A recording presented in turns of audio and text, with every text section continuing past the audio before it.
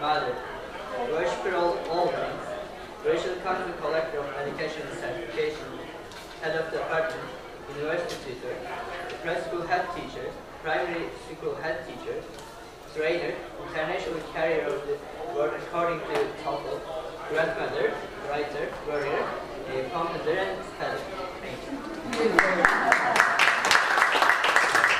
I think he was very polite there because there was a bit that said I'm also a failed businesswoman and he didn't say it. It's a badge that I wear with honour. I'm also a failed businesswoman. Right, okay. I think it might be a little bit different. If any of you are able to see what I usually do, you're going to be sadly disappointed because this is something different. I'm going to start today with a personal journey. My journey from an eager beaver in the world of ELT to a skeptic and hopefully back again. And the first part of today, I am going to take you through my career. And I would like you to look at my career through the lens of creativity. Now, if we're going to do that, we need to together decide what creativity is. Now, creativity is perhaps losing the photocopies somewhere between babies and here. So I've got them on the board here. I have 21 quotes. 21 quotes from people talking about what they believe creativity is. Because I've lost your photocopies, I'm going to have to read them to you. Or you're going to have to stand up and look at them. Now, the thing about these 21 quotes is 20 of them are by creative writers. One of them is by a scientist. So, I'll read them out for you, and what I'd like you to do is, if you think that one is the scientist, can you shout, "Scientist!" Okay? Building universes out of nothing. Giving the world something it didn't know it was missing.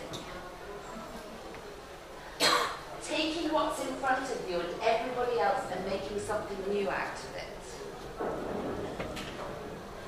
Creativity is expressing your ideas in a full contact, full color way. No, maybe a scientist? They're all scientists. 20 of them are creative writers. Creativity brings good things in the world that otherwise would not exist. It's a noble act of pushing back darkness and giving hope to despair. Very lucky scientists do get along with it. Seeing and communicating ideas in ways that are unique, compelling, and unexpected. It's our brains doing what they do. That's the scientist. That's the scientist. It's our brains doing what they do. When we talk about creativity, our initial instincts drive us towards thinking about Shakespeare and the great artists and the inventors. It's not. As far as science is concerned, creativity is just our brains doing what they do. He says in science, we define creativity as an idea that is novel, good, and useful. Our brains take all these thoughts, take the stimulus, and they make connections. Now, if this is our definition of creativity, it means that every single conversation you have with your friend, sitting there with your cup of tea, gossiping about your neighbours, is a creative act. Your brain is making the connections and producing something new. It means that when a baby picks out those sounds and connects them with what it can see, and then turns them around and sends something out of its mouth, that is a creative act. Language is, in of itself, creativity. So, if we take the scientific view of creativity, and we look through that at my life, I would like you to look at it in two ways. One, I'd like you to look at my life and think about the creativity that's there. I want you to ask yourself this question. In this particular experience or event, is creativity being lost? Is it being strangled? Is it being damaged in any way? And I'd like you to do it like this. Has everybody got a piece of pen, a piece of paper and a pen? Yeah. Can you write the word creativity in nice big letters? Can you write it in nice big letters? Right, so we're looking for creativity there. Is it being supported? Is it being strangled in any way? And if you think it's being strangled, what I'd like you to do is start scribbling out your word. You can scribble out a little bit of the letter, if you think it's just a little bit of a squeeze on creativity. If you think, good God, that is really slapping creativity down, you could perhaps scribble out a whole letter. And the other thing I want you to be thinking about, you've got two jobs. Scribble out when creativity is getting the hammering. The other job is, have I ever had an experience or a feeling like that in my role as a teacher? Okay, so off we go with my life as a teacher. With apologies, another definition of creativity by a chap called Seth is, this might not work. I'm going to try it anyway. So, this is where all our careers start, isn't it? Out there in front of the university gates, final exams are over, and I walk away with a sheet of paper that said I was good to go. There were paths to choose from, but which one to follow? Tinker, tailor, lawyer, preacher. For my sins, I became a teacher. I had to get better, had to learn from the best. With the 4 blue dots, I felt truly blessed. World leaders, trendsetters, everything ELT. Now that would be the path for me. I got a job and was proud as punch as I turned up on that first day.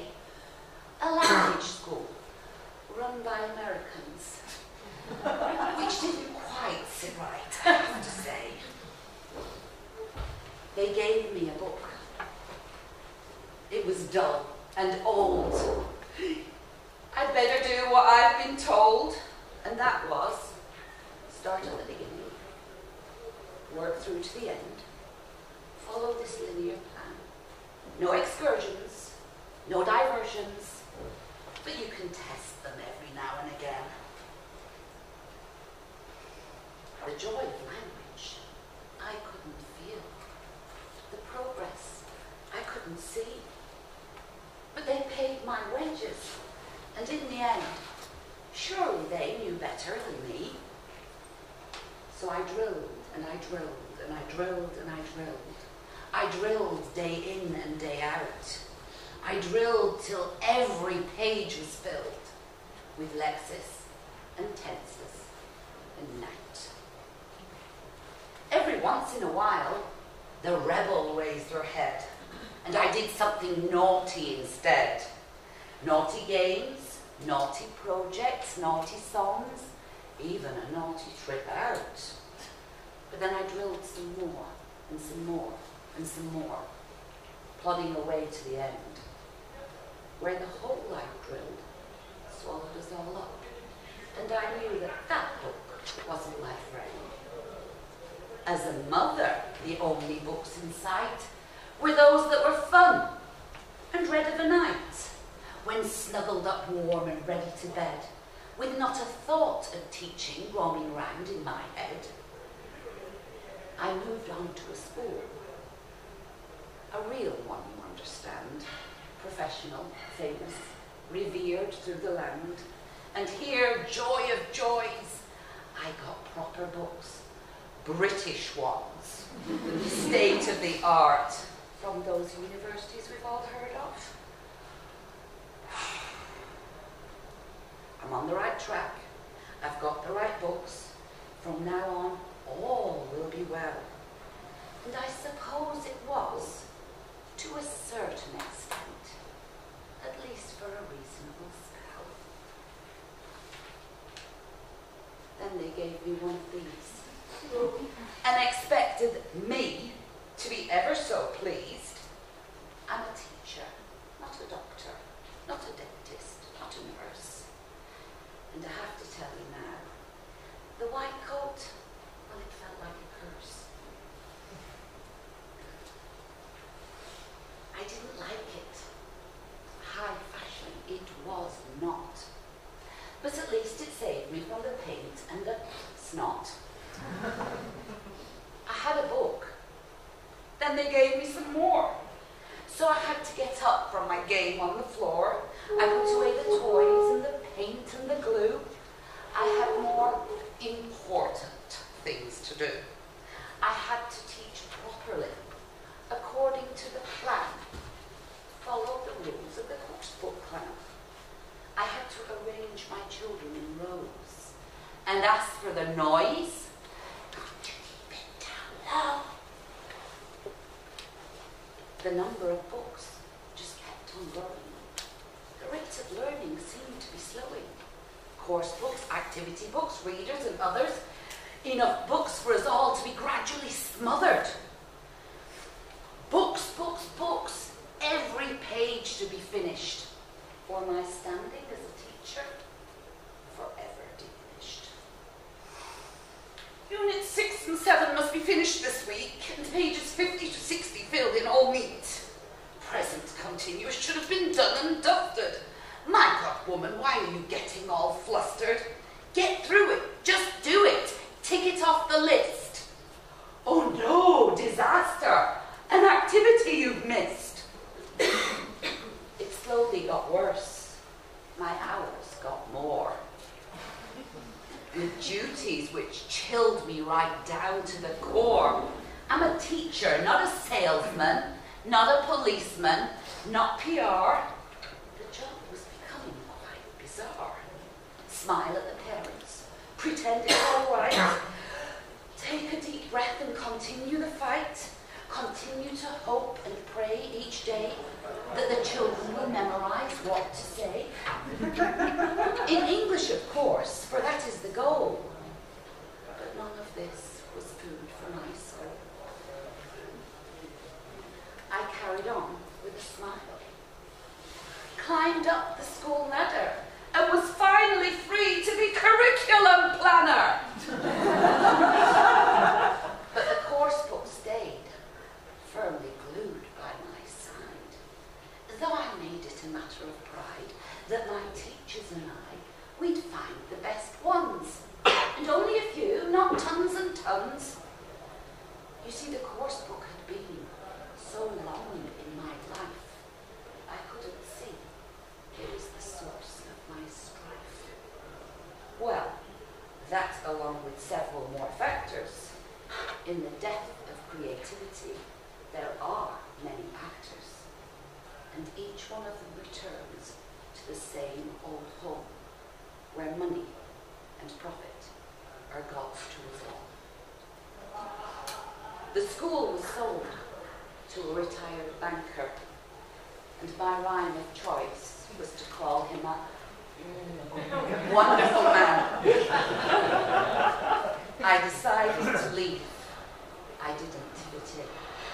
And finally, I threw the course book in the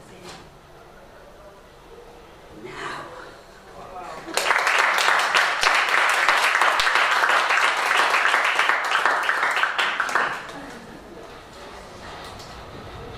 Going back to the beginning, how's your creativity doing? It's taken a smash. You've got some left. Has everybody got a little bit of creativity left? We've got it. They're not going to knock us down. Yeah? What about experiences feeling. Yeah? Now, I started teaching quite a few more years than you guys did, and I'm sure nobody's going to give you Lardo these days. But many of the things that I lived through, worldwide, we're not talking about Turkey here, we're talking about worldwide, where education is a commodity. We're all living through these things, sadly. But we're not dead yet. So there I am, unemployed. I walked out, I'm unemployed, I need to start looking for a job. But I have time on my hands. Yay! How about if I try to create something that is novel, good, and useful? Bit scary at first because, well, I need my tools, and I also need to feel that maybe I can do it. I mean, who am I? So what I want to create is, I want to create the best way to create language in a very young learner classroom. Now, I must say here, I am focusing on the tiny ones. I'm focusing on the tiny ones. I'm not talking about middle school, I'm not even talking about upper primary, I'm talking about the little ones. I want a classroom there where they can create their language. So, these are the tools that I'm going to use for my creativity. We need some tools, yeah? This is what I had on my abstract. One blank sheet, one passionate heart, one bubbling mind, some intuition and instinct. Of course, everybody will use different tools. These are the ones I want to use. I'm going to have to look into my tool shed to see if they're still there. When I look in there, I might see that they've been damaged. These were the questions. If anybody of you read my abstract, these are the questions. Has academia drawn their own lines on our sheet? Has big bone business popped our bubbles? Have profit margins mortally wounded our passion? Have we been bullied and badgered away from our own instinct? Now, even with all of these, if I say absolutely not, I've still got all my tools. I've got the most important question is, do teachers know how to teach better than any textbook? The answers I gave was, I really don't know. I honestly don't know. Not to any of them. What I do know is that when I'm looking at 2.5, because they are 2.5-year-olds and 3-year-olds, sat at a desk with a course book, something inside me dies. So I know that I'm not happy with what I've got. Whether I'm capable of creating something better, I don't know, but I'm going to damn well try. And that's what I set off trying to do. So, I'm going to have a go. Let's see if I can get my equipment together. Blank sheet, passionate heart, bubbling mind, intuition and instinct. Have we all got blank sheets? No. I don't think so. I don't think any of us have got a blank sheet. Can we have a blank sheet? Not really, no, because we've all got that scrapbook inside. Haven't we? Everything we've lived through, everything we've learned, it's all there. So we haven't got a blank sheet, but maybe we've got a grubby sheet. That's good enough, yeah, let's start with a grubby sheet. We don't have to get a nice pristine one, let's go for a grubby sheet.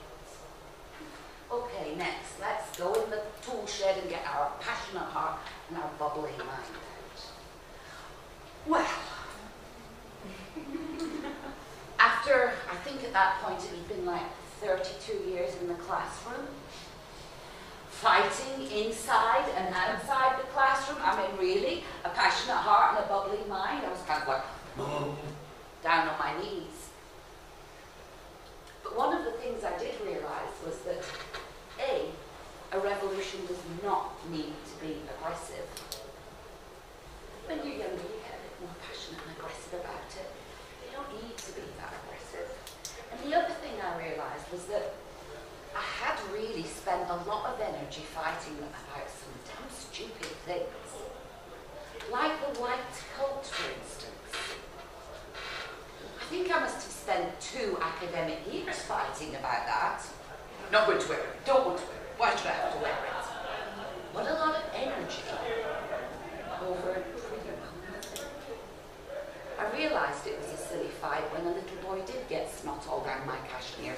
I thought, you know what, just read a damn code. So some battles are really not worth fighting.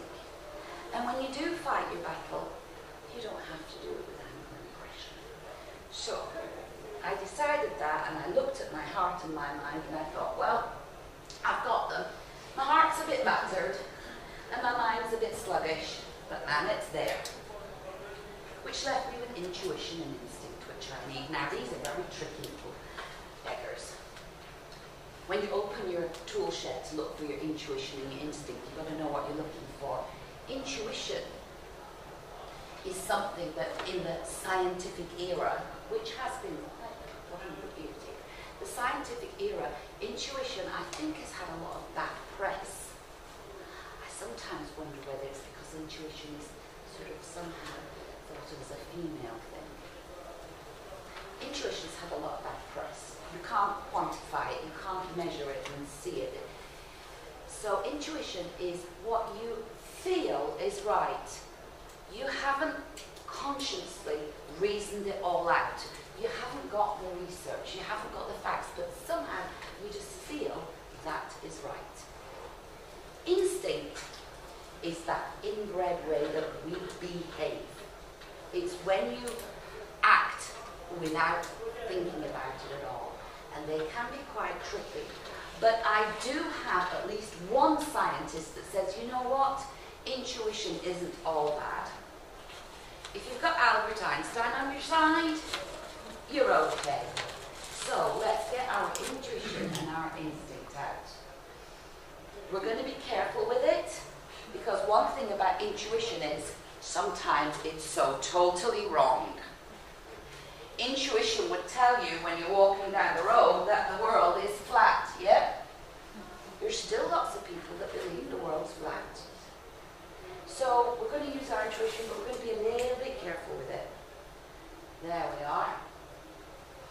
I've got a grubby sheet, I've got a battered heart, a slightly sluggish mind, I've got a sometimes faulty intuition, and I've also got my screaming instinct. And my instinct is screaming because it's been suppressed for so long. I'm going to use these tools of creativity to take all the ideas and the beliefs I have, and I'm going to try and make some connections. I'm going to try and put them together and make something that is going to be used in the classroom so that children and teachers can play language. My beliefs. Now this is where I want us to share, because I have certain beliefs. I call them beliefs, they're not facts. They're what I believe. Now remembering we're talking about very young learners.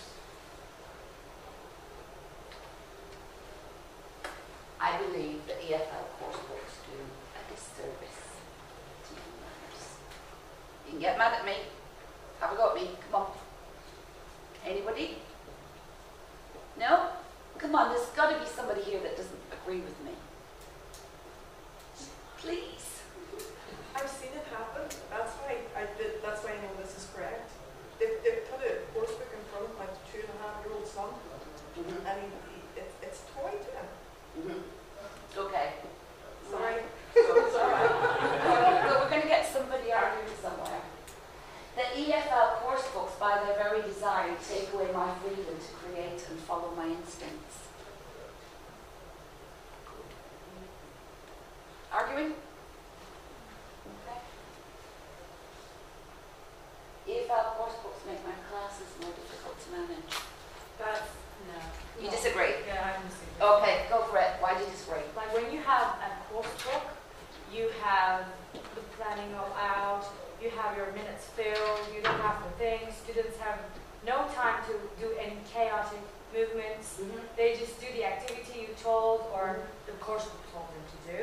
So they don't have any time to misbehave because they are doing the activity according to the course book itself. But when you don't have the course book, because sometimes I'm doing my lessons without the course book, I do some other stuff like listening, but it's more chaotic and they just got lost easily because maybe the creativity level has just dropped. Okay. Anybody want to go back there? Come on. It's a bit like a train. So when you're using a course book, you're on a train. know where it's going. It's going to start at A and go to B. If you don't use a course book, you don't know where your kids are going. So it's so much easier with a course book. I agree. You agree with that? It's easier to keep going. Yeah. Because you're It shows you the way. I mean, you don't have to use it like a course book totally, but you can use Right. it like a reference book, like your train example. It can guide you somewhere and you know where you're going. yeah. Agreeing on this, the kids are not used to course books, that if you come in with worksheets and things like that, they're not going to take you seriously. Right, okay. Again, depending on the age, yes, we have got to a stage where we're all conditioned that if you've got the course book, you're doing something real, important, and if you're doing something else, it's not important. However, is there anybody that agrees with me that it's easier to manage a class without a course book? One person. I do. Oh, you don't use ones? Oh no. Yeah. Why do you agree? I'm working as a storyteller. I don't use books like at all. Sometimes I read, like storybooks, but I'm not using like main course books.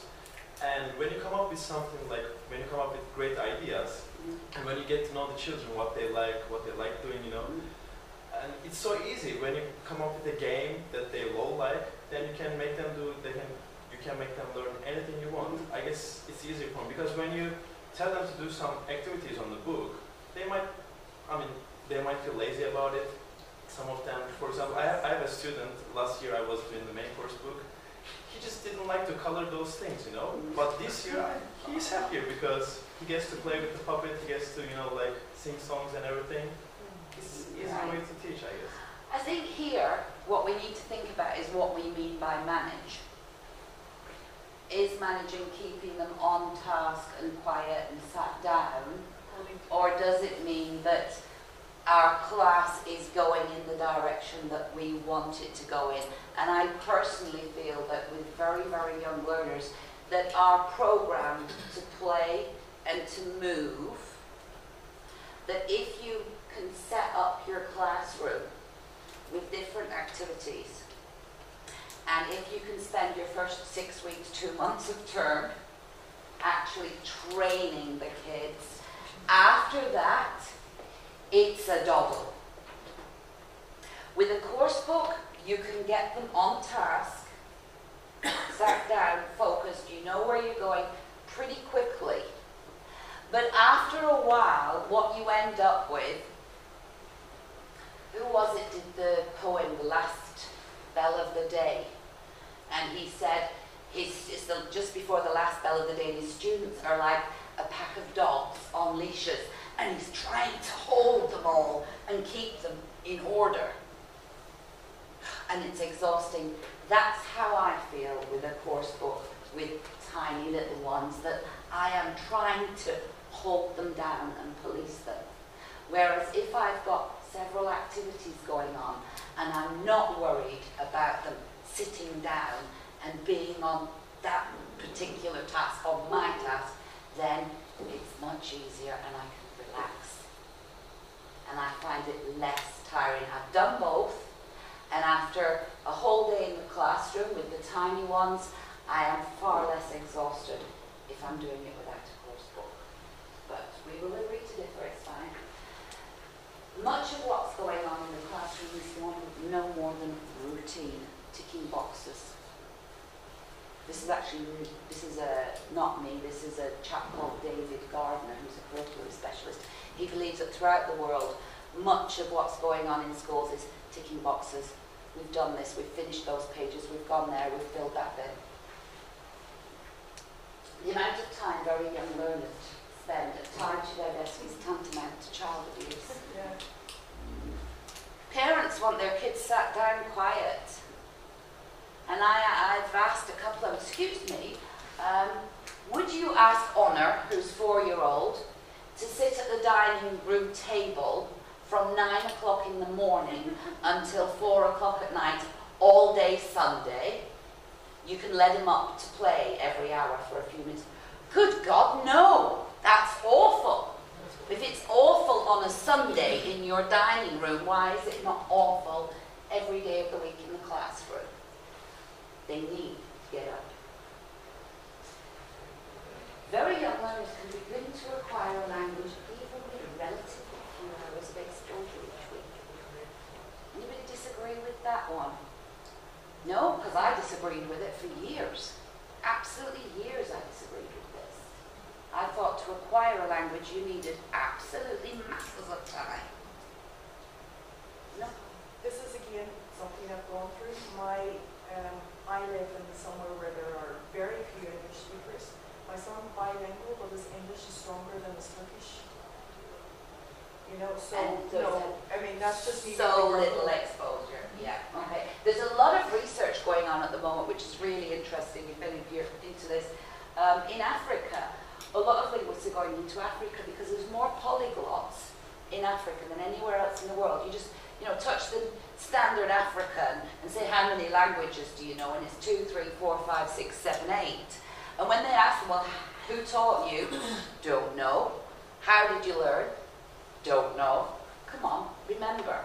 Well, the kids from the village down there used to come up once a week to play football. Yeah. They speak their language, we speak ours, and one day I went, oh God, I understand them. There's a lot of research going on in that area at the moment. That I have the ability to use natural language teaching techniques which are pre-built into my brain. Human beings all have those techniques. They're the ones we use when we have children or babies around us. Natural language. It's there. The less language you try to teach very young learners, the more language they learn. We learn most when we realise we're learning the least. If you don't realise you're learning, you learn an awful lot more, especially for the tiny ones. It needs plenty of exposure there. Both teachers and learners deserve far more freedom and fun than course books give them. You get a course book and you start trying to add to it. Do you have to? Yeah? Because it's two-dimensional. You want to add some more and some more and some more, so you spend a lot of time. Unfortunately, in the past in particular, not so much now, but you start feeling naughty when you're not doing the course book. Or you've got so many course books, you don't have time to do anything else because the parents are going to check, have you done every page? Otherwise, rightly, they're going to get upset because they spent a lot of money. Or your admin wants to make sure that you've done it all. Or you've got to test. All of those course books, those huge amount that there'll be a lot less left next year because of the economy. Course books have become so expensive, it's probably a good thing for the kids. They're going to have less. Not so much for the publishers. That we need to start letting our brains do what they do. That's create. These are my beliefs. You might have different ones and you might have a different situation, but the whole thing about creating something is it's good, it's useful, and it's new to you. It's not new to the entire world, it's new for you. So when I put all of mine together, all these ingredients in, I got my tools, I mixed it all up, and I ended up with cookies. Everything we do at High Peak Publishing or Farbay, we're sister companies, is based on a cookie model. And basically a cookie model means we stick to themes. If you stick to a theme, you naturally repeat the same sort of stuff. If you're talking about pirates for 3 weeks, there's going to be certain things that keep coming back again and again and again. So you're kind of concentrating down that natural language. We do the stuff, we don't say memorizing is rubbish. No, memorizing is useful too. Yes, you have to keep your parents happy. Memorizing a few words can be a boost up in your language. So we do that, but we do tiny, as small as possible, tiny little chocolate drops of EFL. And the rest of it, the dough, that is pouring down the language absolutely as much as you can. If you go into a cookie model lesson, you have to talk a lot. You don't restrict yourself. You go for it. So I got my cookie model, and I want to try and spread this around. I want everybody to be able to use their language freely, to do a lot more in the classroom and not panic about have they learnt 5 farm yard animals. Or as one teacher said to me last year, we can't read this storybook, we don't do simple past until the 3rd grade. You get it a lot. Can't read that. No, my teachers are not allowed to use simple past. I'm like, well, my 3-year-old granddaughter, in fact all of my granddaughters, the first tense that they really use the very most is present perfect.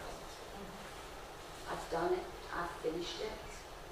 Or in the toilet, you know, I've finished grammar! Yeah, that's one thing.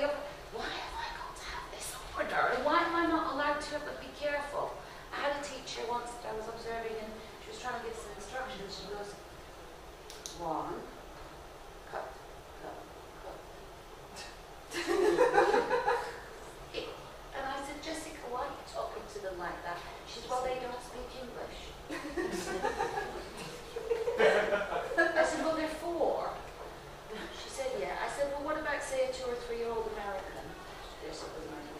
Would you speak to them like that? No. I said, well, do they speak English? No, but they're going to. So, when I say revolution, I mean being free to speak as much and however you like in the classroom, as long as it's child appropriate.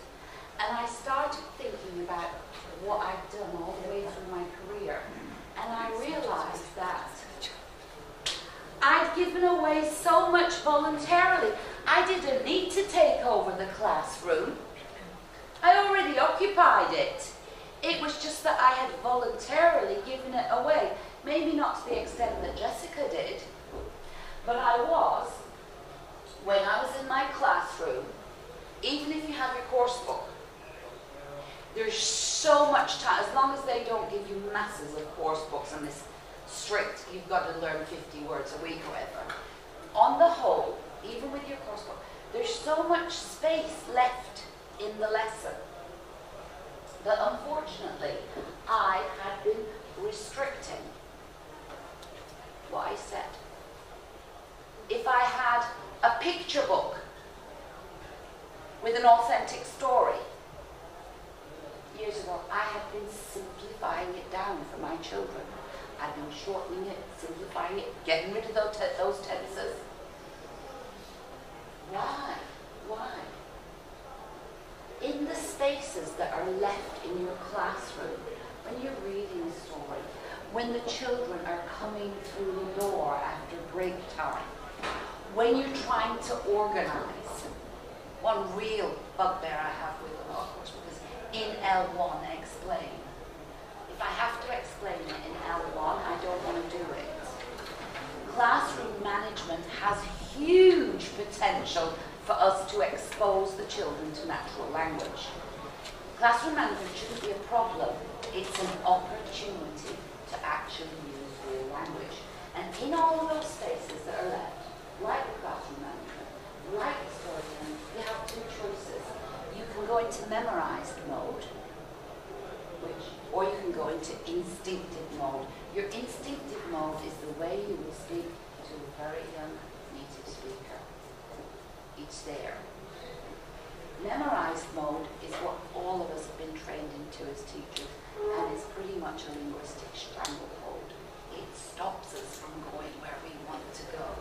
But in instinctive mode, we get creativity. And by creativity, I don't mean literature. I mean the ability to take those sounds, play with the words, and create language. My talk has no title. I would like you to please give it your own. You can call it a pile of rubbish. You can call it something to think about. Or you can call it a glass. Thank you